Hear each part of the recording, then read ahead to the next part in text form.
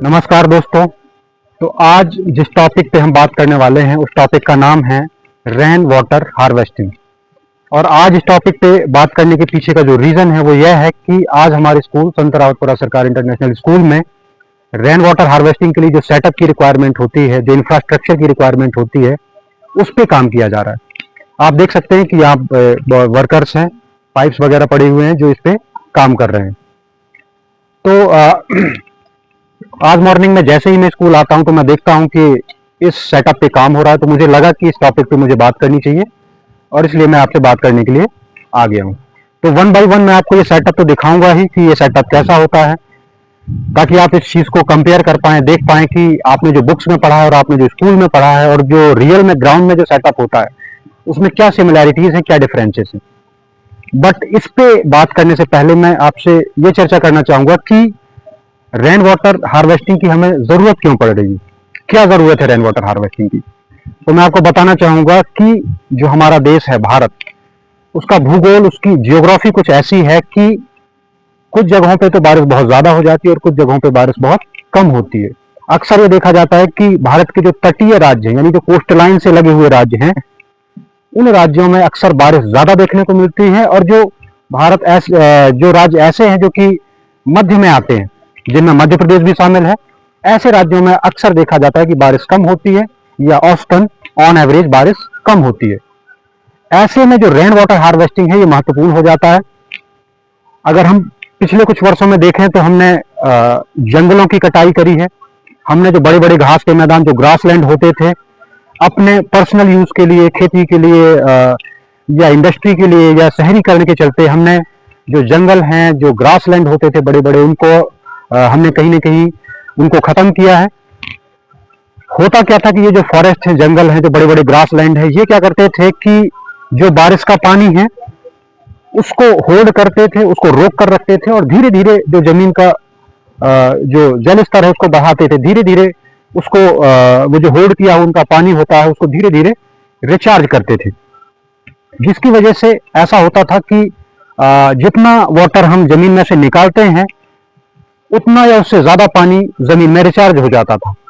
लेकिन पिछले कुछ वर्षों में हमने जंगलों की, बड़े बड़े घास के जो मैदान हैं, उनकी कटाई करी है, जिसके चलते जो अब बारिश का पानी है वो बारिश के मौसम में एक बार बारिश होती है और वो सारा का सारा जो पानी है वो बह जाता है, उसका हम यूटिलाइज नहीं कर पाते हैं, उसको हम स्टोर नहीं कर पाते हैं।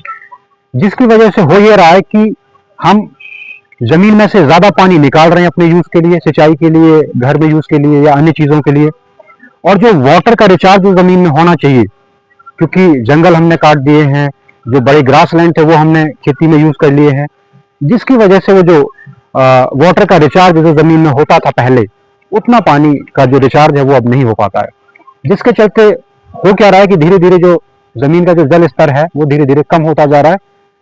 और एक टाइम हो सकता है कि ऐसा भी आए कि जो जमीन का जल स्तर है वो इतना नीचे चला जाए कि फिर हम जमीन के पानी का इस्तेमाल ना कर पाए। एक एग्जाम्पल से मैं बताना चाहूंगा कि हमारे ही स्कूल के परिसर में एक बोरवेल है यही पास में, और उस बोरवेल की जो गहराई है वो लगभग 200 फीट है। इस बोरवेल का पानी धीरे धीरे धीरे धीरे कम होता है और एक टाइम ऐसा आता है कि उस बोरवेल का पानी ऑलमोस्ट खत्म हो जाता है। फिर स्कूल में वाटर की जो नीड है उसको पूरा करने के लिए हम दूसरी जगह पे बोर कराते हैं, फिर वहां से हम पानी की सप्लाई पूरे स्कूल परिसर में करते हैं। ये तो अब आइए देखते हैं कि इसका सेटअप कैसा है। तो आप इधर देखेंगे तो एक चैम्बर बना हुआ है यहाँ पे, ये देख सकते हैं कि एक चैम्बर बन रहा है। इस चैम्बर का जो बेसिक यूज है वो यह है कि आप देखेंगे कि ऊपर ये 2 से 3 पाइप हैं, जिनसे कि जो छत का पानी है, रूफ का पानी है, वो नीचे गिरेगा। लेकिन हम क्या करेंगे कि ये जो पाइप है इसको एक मेन पाइप से कनेक्ट कर देंगे और ये दोनों पाइप का जो पानी है वो एक मेन पाइप से होते हुए चैम्बर तक पहुंचेगा, यानी चैम्बर में आएगा। और फिर चैम्बर में पानी आने के बाद इस चैम्बर से होते हुए जो वाटर है वो इस पाइप के थ्रू आगे की तरफ बढ़ेगा। यहाँ पे ध्यान देने वाली बात यह है कि इसको हमने स्लोप ऐसे दिया है, यानी इसका हमने स्लोप ऐसे बनाया ताकि पानी यहाँ पे आए और यहाँ से पानी एक दिशा में ही बहे, यानी एक ही डायरेक्शन में बहे। इसका हमने कुछ स्लोप ऐसा दिया है। तो आइए हम आगे देखते हैं कि एक ऐसा ही और चेंबर यहां पे भी बना हुआ है जो कि ऑलमोस्ट कंप्लीट होने को है। एक चैम्बर ये है, आप देख सकते हैं। अगेन इस चैम्बर का यूज वही है कि 2 से 3 पाइप को हम एक मेन पाइप से कनेक्ट करके रूफ का जो पानी है उस चैम्बर में लाएंगे।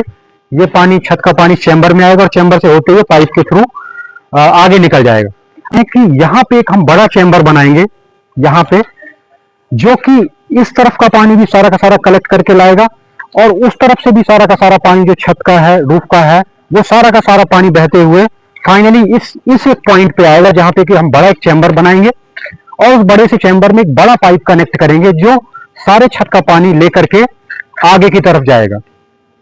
फिर यहां से इस चैम्बर से पानी होते हुए आगे की तरफ यहां से जाएगा। तो ये वो बोरवेल है जिसपे हम फाइनली जाकर के सारे के सारे रूफ का पानी जो है वो इस पे रिचार्ज करने वाले हैं। आप देख सकते हैं ये वो बोरवेल है जो लगभग 200 फीट गहरा है। और दोस्तों हमने एक कैलकुलेशन करी है कि ये जो हमारा स्कूल का जो परिसर है, इसका जो छत का जो एरिया है वो लगभग अगर हम देखें तो 12,000 स्क्वायर फीट के आसपास है। और हमें मालूम है कि मध्य प्रदेश में औसतन जो बारिश होती है वो लगभग 100 सेंटीमीटर के आसपास होती है। तो अगर हम इस हिसाब से कैलकुलेट करें तो मैंने कैलकुलेशन करा है कि लगभग 10 लाख लीटर पानी हम साल भर में अपने इस स्कूल के छत से फाइनली इसमें रिचार्ज करेंगे। अब आप अंदाजा लगा सकते हैं कि ये 10 लाख लीटर पानी है, ये कोई कम नहीं है, ये बहुत ज्यादा पानी है। अमूमन ये देखा जाता है कि एक व्यक्ति सामान्य तौर पर अगर देखा जाए तो 120 लीटर पानी एक दिन में लगभग यूज करता है, नहाने में, कपड़े साफ करने में या और दूसरी चीजों में। तो अगर एक व्यक्ति लगभग 120 लीटर पानी का यूज कर रहा है पूरे दिन में, तो आप अंदाजा लगा सकते हैं कि हमने लगभग 10 लाख लीटर पानी का रिचार्ज यहाँ पे किया है ना। तो आप ये अंदाजा लगा सकते हैं कि एक इंसान, ये जो 1 साल में हमने पानी रिचार्ज किया है यहाँ पे, वो कितने दिनों तक यूज कर सकता है। तो मेरा जो कैलकुलेशन है उसके अकॉर्डिंग अगर एक व्यक्ति एक दिन में 120 लीटर पानी का यूज करता है तो वो लगभग 20 सालों तक ये जो पानी हमने केवल 1 साल में इसमें रिचार्ज किया है, वो एक अकेला इंसान, अकेला व्यक्ति लगभग 20 सालों तक उस पानी का यूज कर सकता है।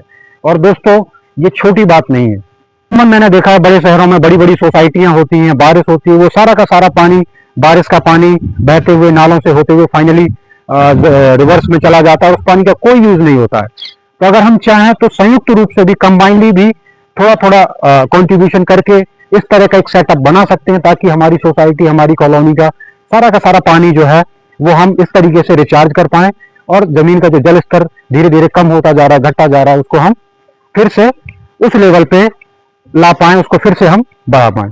तो बस यही बात थी जो आज मुझे आपको बतानी थी। मेरा नाम राम नारायण त्रिपाठी है और कैमरे के पीछे है दीपांशु श्रीवास्तव। धन्यवाद।